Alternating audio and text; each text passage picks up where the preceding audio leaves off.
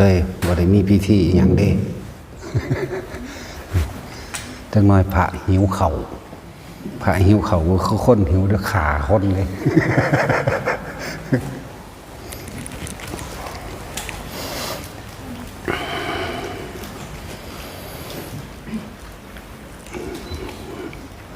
จังหวะบุญที่เฮ็ดง่ายๆมันจังเป็นบุญบ่มีการฆ่าสัตว์ตัดชีวิตบ่มีกินเหล้าเมายาบ่มีของมหรสพครบงานอีหยังสัตว์ตายตัวหนึ่งก็บ่มีในเจตนางานของเฮาเองนั่นบ่ล่ะแต่ว่าที่เป็นอาหารที่มันใส่สัตว์จังซี่เฮาก็ไปซื้อเอานำตลาดนี่ละง่ายที่สุดแล้วเป็นการให้ทานที่บริสุทธิ์คนให้ทานเรียกว่าคนให้ทานก็บ่ได้มีจิตใจคุณมั่วในการว่าได้ฆ่าสัตว์ได้กินเหล้าเมายาแล้วก็บ่มียังวุ่นวายในเรื่องจ้างหนังจ้างหมอลำมหรสพนั่นนี่บ่ได้จัดพิธีเพื่อสิต้อนรับผู้ใหญ่ผู้มีเกียรติมันเลวกว่าคนทั่วไปคนเนาะพวกมีตำแหน่งนั้นสาละเลวยิ่งกว่าพวกเฮาอีกเชิญท่านนั่นเชิญท่านนี่ท่านแม่มึงบอกมันเลวกว่าเฮาอีกเนาะอะไรจังว่าเรียกว่าปฏิฆาหกกับบริสุทธิ์มคธายกกับบริสุทธิ์จักมคธายกว่าคือพวกเจ้านั่นแหละเวลาให้ท่านของที่ใดมาด้วยท่านก็บ่มีการฆ่าบ่มีเจตนาในการที่ให้ชีวิตสัตว์ตกหล่นเสียหายบ่มีเลยผู้รับท่านจังซี่ก็บริสุทธิ์นะแต่ละองค์มีแต่ทรงชาติเบิดเด้ผู้ใดทรงบ่เป็นถึงฟ้ามือหลวงพ่อหลด ผู้ใดเกี่ยวกับเฒ่าบ่เฒ่าเด้เนาะโดยเฉพาะผู้สีเฒ่าก็มูถึงรู้ก็มูนั่นแหละให้มันบริสุทธิ์ทั้งสองฝ่ายเวลาเฮาแล้วอีกอย่างหนึ่งก็คือว่าแต่ละคนที่เคยให้ทานเคยบอกว่าเจ้าของไปทำบุญนั่นนี่มากนะอาจจะทำแบบบ่บริสุทธิ์คืออยากน้ำขาสัตว์อยากน้ำกินเหล้าหรืออยากน้ำหลายๆอย่างที่ไปขอส่วนมากพวกเขาให้ทานขอนั่นขอนี่มันเลยบ่บริสุทธิ์พวกจะเอาของหน่อยไปแลกของหลายเอา100ไปแลกล้านใส่ซ่อง100 1 200พูนไปขอถือลอตเตอรี่อันนี้ยังแจ็คพอตพูดอ่ะบ่ธรรมดาได้เบาได้รางวัลที่1หรือเครื่อง1 2 ตัว 3 ตัวเขาแจ็คพอตขอให้พ้นทุกข์พ้นยากเด้อผู้ขาลำผู้ขารวยขอบ่ให้เก็บบ่ให้ปวดบ่ให้ป่วยว่าไปหลายอย่างที่พวกเขาเคยเฮ็ดมานั่นนะเพราะว่าขาดการได้ยินได้ฟังขาดความเข้าใจสัตว์โลกเป็นไปตามกรรมขาดสิ่งนี้ว่าอยากได้ยังเฮ็ดเอาเด้พระพุทธเจ้าเพิ่นสอนเฮาอัตติหิอัตโนนาโถอยากได้ยังเฮ็ดเอาบ่แม่นรอให้สิ่งศักดิ์สิทธิ์ดลบันดาลสิ่งศักดิ์สิทธิ์บ่ดลบันดาลยังใดคำว่าศักดิ์สิทธิ์แปลว่าสำเร็จบุคคลกระทำการใดนี่เมื่อประกอบอาชีพการงานใดแล้วเป็นที่ประสบผลสำเร็จและเอิ้นศักดิ์สิทธิ์คือพระพุทธเจ้าเฮาเพิ่นบำเพ็ญบารมีมาเป็นพระพุทธเจ้าเพิ่นได้เป็นพระพุทธเจ้าและเอิ้นว่าศักดิ์สิทธิ์แปลว่าสำเร็จโพธิญาณสำเร็จเป็นพระพุทธเจ้าแล้วบ่แม่นว่ามีผู้อื่นดลบันดาลบ่มีสิ่งศักดิ์สิทธิ์ดลบันดาลแล้วพวกเฮาเข้าใจว่าเพิ่นเป็นสิ่งศักดิ์สิทธิ์พวกเฮาเลยขอนำพระพุทธรูปอยู่หม้องใดก็สร้างกูขอตะบุตะผู้ไปเบิดเพิ่นบ่ได้ดลบันดาลให้เฮาเด้เพิ่นเอาความจริงที่เพิ่นตรัสรู้แล้วเป็นผู้รู้ตามความเป็นจริงได้แล้วรู้สัตว์เกิดแบบนี้เพราะอาศัยตัณหาเวียนว่ายตายเกิดผู้ที่บ่เกิดก็ต้องปฏิบัติตามนี่รู้เท่าทันตัณหาจึงจะบ่เกิดแล้วเพิ่นก็นำวิธีทำมาให้พวกเฮาปฏิบัติตามวิธีของเพิ่นก็ง่ายๆนึงเด้มันเพิ่นบ่ได้สอนยากผู้ใดฮู้ทุกข์ฮู้เหตุแห่งทุกข์ผู้ใดฮู้จักวิธีดับทุกข์และทุกข์ดับไปผู้ใดฮู้ว่าคนเฮาเป็นทุกข์เพราะว่าความคิดนี่แหละเฮ็ดให้เฮาทุกข์นะความคิดกับความจำคิดถึงเรื่องเก่าๆกับเศร้ากับเหงาคิดถึงผู้นั้นคิดถึงผู้นี้เป็นห่วงกังวลคิดถึงคนที่หักนั่นแหละ เป็นห่วงจังสั่นจังสี่คิดถึงคนที่สั่งกับศูนย์ขึ้นรถละบาทนี่แล้วทุกข์ก็ดีแต่ว่าหูได้ในขณะที่คิดนั่นนะอารมณ์มันเกิดพอใจมั่งบ่พอใจมั่งโกรธเกลียดเครียดแค้นนั่นแหละภพมันเกิดตอนนั้นที่พวกเฮาบ่รู้นั่นโกรธเกลียดเครียดแค้นศูนย์เขาจะฆ่าเขาตายบ่ฮู้ได้ว่าถ้าเจ้าของตายในตอนนั้นไปนรกเลยเด้ตัวใดพาไปกับตัวจิตตัวคิดตัวอารมณ์ตัวความรู้สึกนั่นเด้มันไปมันบ่แม่นผู้ใดผู้หนึ่งสิมักกะซากเข้าไปเด้บ่แม่นว่ามีแนวดลบันดาลเด้บ่มีและผู้ใดเข้าคนคิดถึงวิธีให้พ้นจากทุกข์ได้คือหยุดคิดมันมีอยู่วิธีอยู่เด้อที่บอกซุมือแนะนำให้ซุมือไผก็ดีทรงฌานเจริญฌานโดยอานาปานสติเด้อลมหายใจเด้อจับจุดอุณาโลมเด้อหรือทำความรู้สึกอยู่ในเลื่อนแห่งกายเจ้าของเองอย่าออกหมายถึงว่า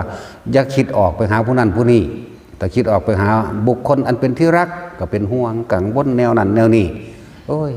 บ่มีทรัพย์สมบัติบ่มีมูลมรดกให้เขา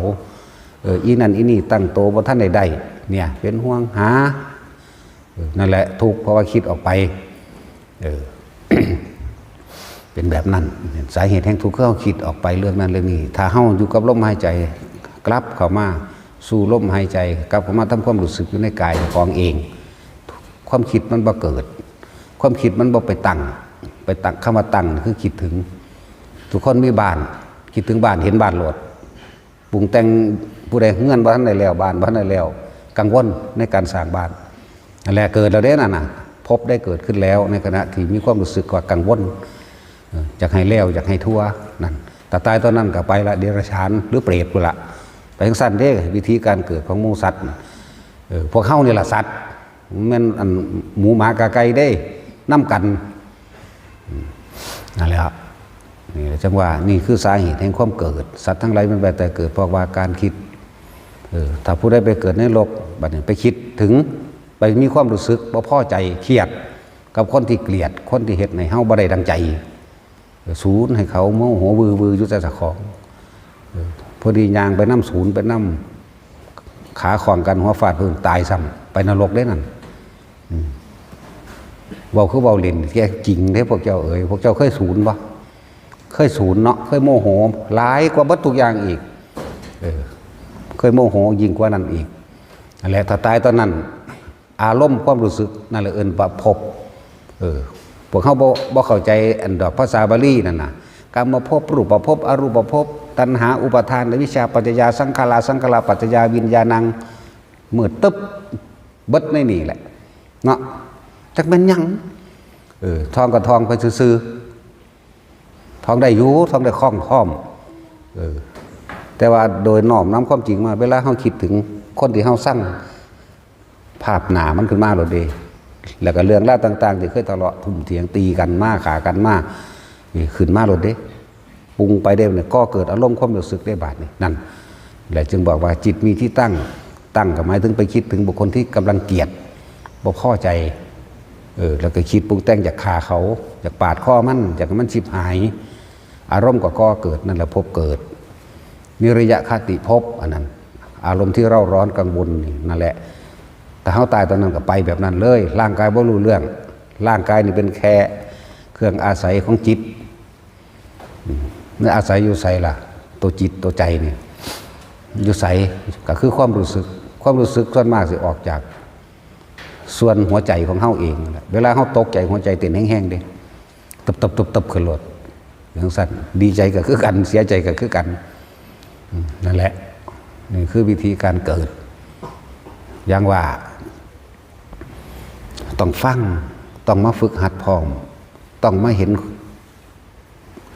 คำว่าความรู้สึกนี่เฮาสิมีความรู้สึกพอใจกับบุคคลสัตว์สิ่งของไม่พอใจกับบุคคลสัตว์สิ่งของอันนี้เรียกว่าอารมณ์ภายนอกเรียกว่าจิตมีที่ตั้งไปตั้งกับบุคคลสัตว์สิ่งของกับบุคคลที่เกลียดสิ่งของที่ไม่พอใจเห็นบ่บ้านบ่พอใจก็มีเด้รถบ่พอใจก็มีช้างม้าวัวควายบ่พอใจก็มีเครียดให้หมาก็มีนั่นแล้วบุคคลสัตว์สิ่งของที่พอใจกับบุคคลสัตว์สิ่งของก็เหมือนกันคิดปรุงแต่งเราอยากได้พอใจในรูปในรสในกลิ่นในเสียงของมันอยากได้ก็แสวงหาคิดหา ต้องคิดหาเมื่อคิดหาแล้วมีความพอใจในอารมณ์ถ้าพอใจอยากได้บ้านหลังงามอยากได้นั่นนี่มีความหลงไหลอยู่นั่นแหละจิตสัตว์เดรัจฉานหรือความรู้สึกของเดรัจฉานมันสิหลงไหลในรูปลักษณะตาทางในรูปในรสในกลิ่นในเสียงนั่นแหละถ้าพอใจนรกเด้อแต่ถ้าพอใจแบบโลกก็ไปทางอบายคือเก่าเด้มีอยู่3ทางนรกเปรตกับสัตว์เดรัจฉานแต่คนพอใจในทางบุญเด้พอใจนี่ดีใจได้ใส่บาตรหลวงพ่อได้มาทำบุญอยู่ตาดเข่งเด้นั่นสิปลื้มใจแต่ตายตัวนี้ก็ไปสวรรค์หนึ่งที่สิบอกให้ ไปสวรรค์หนึ่งเด้ก็ยังเกิดอยู่ได้นั่นน่ะแหละถ้าผู้ใดทรงชาติจะเดินชาแน่ก็ยกจิตขึ้นสู่ที่สูงไปอีกเป็นพรหมโลกโดยอาศัยอาการปิติทุกคนฝึกได้สิว่าให้เบิดทั้งเบิดมันเบิดดอกเว้าอยู่ซุมื้อก็ยังบ่เบิดเพราะว่าเป็นเรื่องของแต่ละคนที่พบพอมาแต่ว่าคนผู้นั้นบ่เคยน้อมเข้ามาหาเจ้าของบ่เคยน้อมเข้ามาเบิ่งความรู้สึกเจ้าของเองความรู้สึกของคนเฮาส่วนมากบ่ค่อยอยู่กับตัวเองเด้ผู้ลูกอยู่เมืองนอกความรู้สึกก็ห่วงลูกเมืองนอกเนาะห่วงมันอยู่หั่นแล้วนั่นแหละเลยว่าความรู้สึกของเฮาอยู่ภายนอกผู้เลี้ยงงัวเลี้ยงควายก็มีความรู้สึกเป็นห่วงกังวลกับงัวควายมีความหวังว่ามันจะขายในราคาแพงผู้ห่วงหมาก็ห่วงเอาเข่าเอาน้ำไปมันกิน พวกนี้ไปทั้งตำเบิดได้แต่ตายตอนนั้นล่ะตอนที่มีอารมณ์แบบนั้นแต่คนวันเราไปทั้งบุญ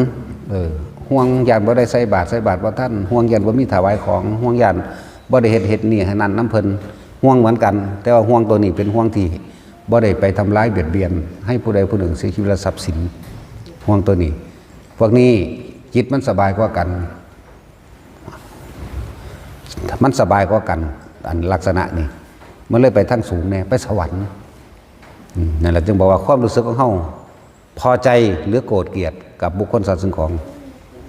พอใจหรือไม่พอใจกับบุคคลสัตว์สิ่งของนั่นแหละล้วนแต่เป็นอารมณ์ทั้งหมด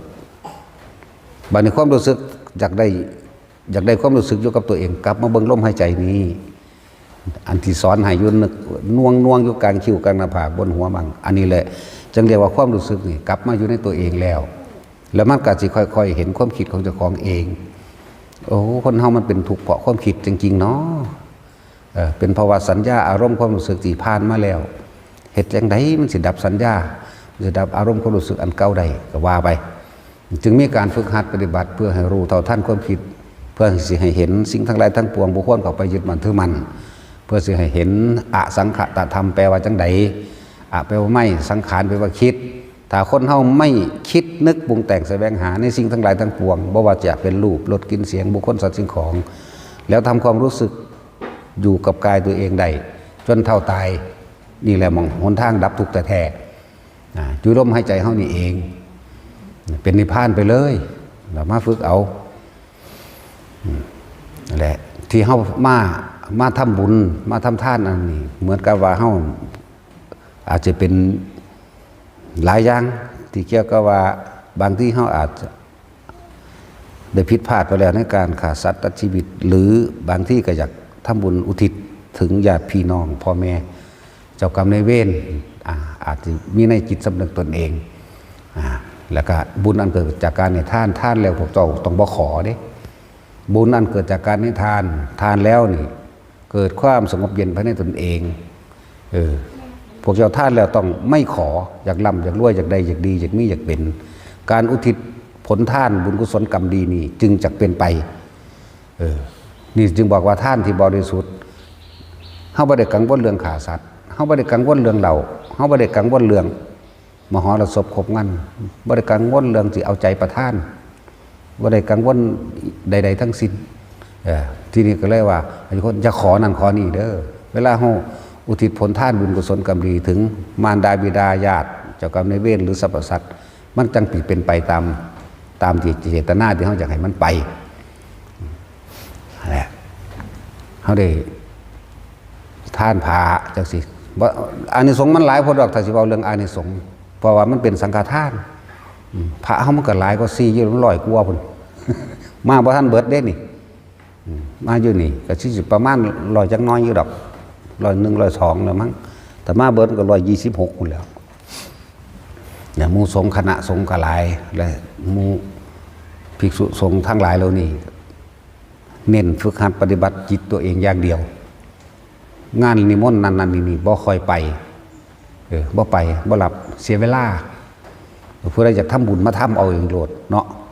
ผู้ใดอยากมาเอาเองผู้ใดอยากให้ท่านดูนี่ก็มาผู้ใดอยากฝึกภาวนาก็มาแนะนำให้เอาจนได้อยู่ละแต่ตั้งใจมาแล้วเอาแบบนี้เอาเน้นแต่จากหลวงพ่อแนะให้ข้าวเดียวนึงเด้ถ้าว่าได้2-3 นาทีก็ได้อีประสาทหายไปฝึกน้ำผู้อื่นแล้วก็ตลอดทั้งปีมานี่เขาอาจจะเรียกว่าอยากชำระหนี้สงฆ์หรือบางที่เขากะไปวัดนั่นไปวัดนี้คำว่าสงฆ์กับทั้งวัดในโลกนี่แหละมองได้กระซังล้วนแล้วแต่สืบทอดคำสอนพระพุทธเจ้ามาทั้งนั้นแหละบางที่เขาอาจจะไปใส่ไฟเขาเจ้าใส่ของน้ำเขาเจ้านั่นนี่แต่ว่าโดยบางที่ก็ไปยิบเอานั่นเอานี่มากนั่นแหละฉะนั้นเบิดปีนี้ก็คนที่ต้องการชำระหนี้สงฆ์เขาก็สร้างพระให้แล้วตอนนี้พระองค์ใหญ่เท่ากันนั่นแหละกับองค์สิเสมอกันเบิดปีนี้ก็เอามาแล้วเรียบร้อยแล้วอยู่นาธรรมทุกคนทั้งมาที่นี่และไม่ได้มาที่นี่นะ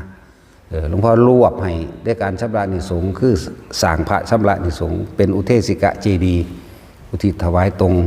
น้อมถึงคุณพุทธเจ้าวัดทุกวัดเกิดได้ก็เพราะว่าพุทธเจ้านั่นแหละแต่ว่ามีพุทธเจ้าก็บ่เกิดดอกมองได้ว่าบ่มีพระพุทธรูปก็วาดเอาอยู่ไหมวาดรูปพระพุทธเจ้าคือเก่าด้วยล่ะเนาะบ่ได้วาดรูปเจ้าของเด้ เลิศสร้างพระชำระหนี้สงฆ์ให้แต่ละคนเหมือนกับว่าสิ่งที่เฮากระทำผิดมาเกี่ยวกับ2 สงฆ์ลบล้างเบิดเข้าใจว่าล่ะแต่ว่าอย่าเฮ็ดใหม่แต่เฮ็ดใหม่ก็สร้างใหม่อีกจะเป็นผู้พ่อซ้ำนี่แหละหน้าตักมันสิต่ำกว่า4 ศอกอยู่บ่พวกเจ้าว่านั่นเห็นบ่ล่ะ60 นิ้วนั่นนั่นแหละก็เป็นพระชำระหนี้สงฆ์ทั้งที่มาและไม่มา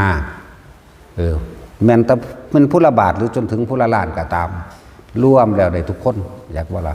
นี่เฮ็ดเพื่อทุกคนเพื่อแผ่ไปทุกคนตั้งสัจจะอธิษฐานจิตเพื่อชำระให้ทุกคนแม่นมากบ่มากก็สร้างพวกเจ้าไปเอาของสงฆ์อยู่อันต่างจังหวัดอยู่ต่างประเทศก็สร้างผู้ใดสิได้รวมมาเนี่ยที่นี่เฮาก็อธิษฐานเพื่อชำระหนี้สงฆ์ให้อย่างหนึ่งนี่แหละนี่ก็เลยว่าเบิดปีนะเฮาก็บ่ฮู้ล่ะทั้งที่ตั้งใจเอาบ่ตั้งใจเอาก็มีชำระหนี้สงฆ์ให้ก็เลยอาศัยว่าเฮ็ดผ้าป่าโบราณเป็นนำพวกเจ้าทั้งได้ถวายผ้าทั้งได้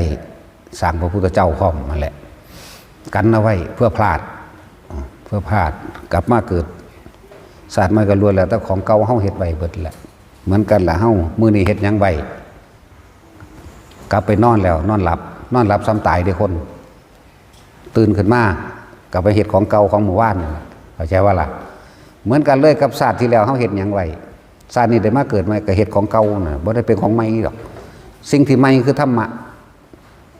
ใหม่คือธรรมะเด้อบ่แม่นของล้าสมัยล้ำสมัยและเลยสมัยล้ำยุคเมื่อถ้ามันลึงมันชินกับธรรมะไปนิพพานเบิดแล้วได้ภัยเดียวนี้ก็ดีแต่มันเข้าใจความจริงของชีวิตแล้วสัตว์เกิดแบบนี้สัตว์บ่เกิดแบบนี้เอาแม่ศาสตร์นี้ได้ทุกคนนั่นแหละแต่ฝึกหัดตัวเองเด้แต่พอฝึกหัดก็มีผู้ใดมาดลบันดาลให้ได้เด้หลวงพ่อนี่หรือพระพุทธเจ้าเพิ่นก็บ่ดลบันดาลเด้พระสงฆ์องค์ใดอรหันตเจ้าองค์ใดเพิ่นก็บ่ดลบันดาลได้เด้เพิ่นมีแต่บอกหลวงพ่อนี่หังมีแต่ด่าซ้ำแหมเนาะขอนั่นขอนี่ป้างใส่โลดเด้ ให้พวกเจ้าสะเทือนใจแน่หม่องอื่นๆบ่กล้าด่า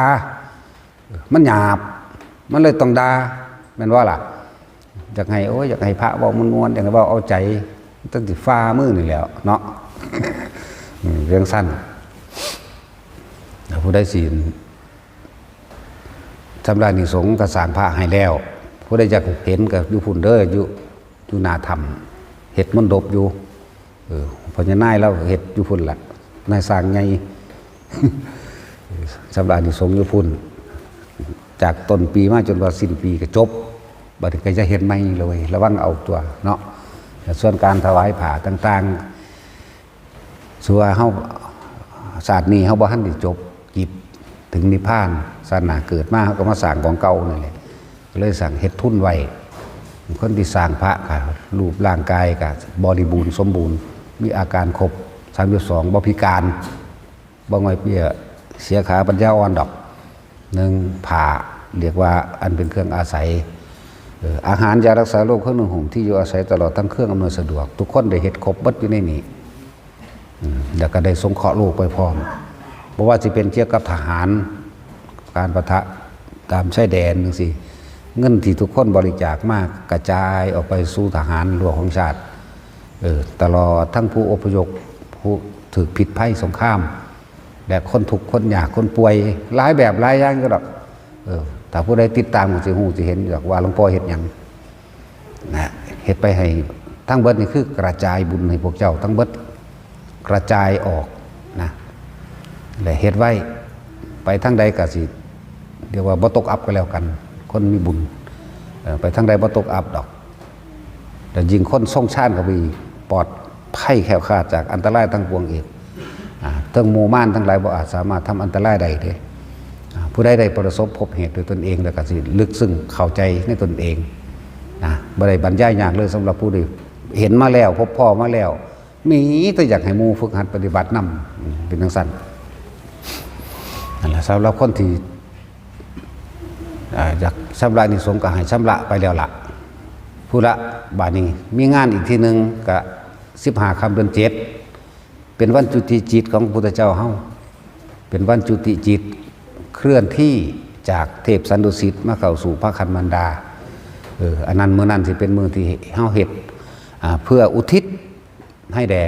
มารดาได้7ชั่วโคตรเข้าใจก็ว่า7ชั่วโคตรบ่เฮาเกิดชาตินี้นี่นับจาก1แล้วก็ถอยหลัง2 3 4 5 6 7ในมารดาแม่เฮาเองทั้ง7ชาติขึ้นเบิดแม้เพียงข้าวเพียงแค่1 ทัพพีน้ำเพียง1 ขวดหรือผ้าแค่ผ้าเช็ดหนาวนี่ได้ทั้งนั้นเด้อเพราะมันเป็นมือพิเศษอาศัยพุทธานุภาพของพุทธเจ้าแล้วก็เป็นพุทธาธิษฐานที่พระองค์ได้เฮ็ดไว้อยู่ในตำราก็มีอยู่ในอุลลัมพนสูตรพวกเจ้าไปค้นเบิ่งเอาอยู่ในพระไตรปิฎกเขียนว่าอุลลัมพนสูตรที่พวกเฮาเคยได้ยินได้ฟังที่มากก็มีแต่ว่าพระโมคคัลลาดับไฟนรกแต่ว่าเฮาบ่รู้จักเป็นหยังคือดับไฟนรกเพิ่นซอยแม่เพิ่นภาษาลีบุตรผู้นี้พระโมคคัลลาภาษาลีบุตรพระมหากัสสปะหลายองค์ก็เด้พระกัจจายนะมื้อนี้นั่นแหละมื้อนั้นเป็นมื้อพิเศษอาศัยกำลังของหมู่สงฆ์อาศัยพุทธาธิษฐานของพระพุทธเจ้าพุทธบารมีของพระพุทธเจ้าเฮ็ดให้ผู้ใดระลึกสำนึกบุญคุณของมารดาบิดา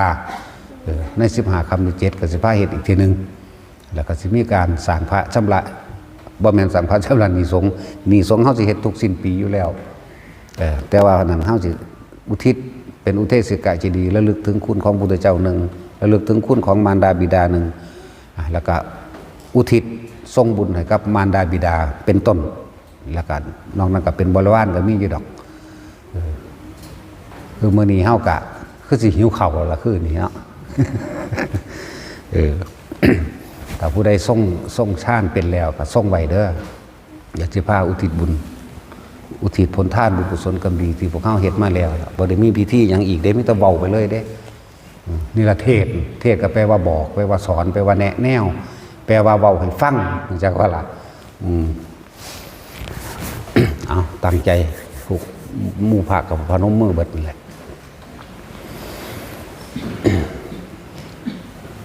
สิทธมัตถุสิทธิกริยะตถาคโตสิทธิเชโยนิจังสิทธิราโปนิรันตรังสัพพะทานังภวันตุเตขอผลทานบุญกุศลกรรมดีที่ข้าพเจ้าได้กระทำมาแล้วตั้งแต่อดีตตอนต้นจนถึงปัจจุบันณขณะนี้ขอผลทานบุญกุศลกรรมดี จงถึงแด่มารดาบิดาของข้าพเจ้าญาติของข้าพเจ้าทั้งหมดเจ้ากรรมนายเวรของข้าพเจ้าทั้งหมดตลอดทั้งสรรพสัตว์ทั้งหลายไม่มีที่สุดไม่มีประมาณขอท่านทั้งหลายจงได้รับบุญกุศลกรรมดีนี้แล้วมีความสุขเถิดยะถาวาลิวหาปุลาปริปุเรนติสาขะรังเอวะเมวะอิโตทินังเปตานังอุปกัปปติอิชิตังปฏิตังตุมหังคิปะเมวะสมิชันตุสัพเพปุเรนตุสังขปาจันโทปนระโสยะถามณิโชติระโสยะถาสัพพิติโยวิวัชชันตุสัพพโรโควินัสสตุมาเตภวัตวันตรายโยสุขีทีคายุโกภวะอาภิวาทนัสสีริสนิจจังวุธาปจายโนจัตตารโอธรรมาวัฏันติ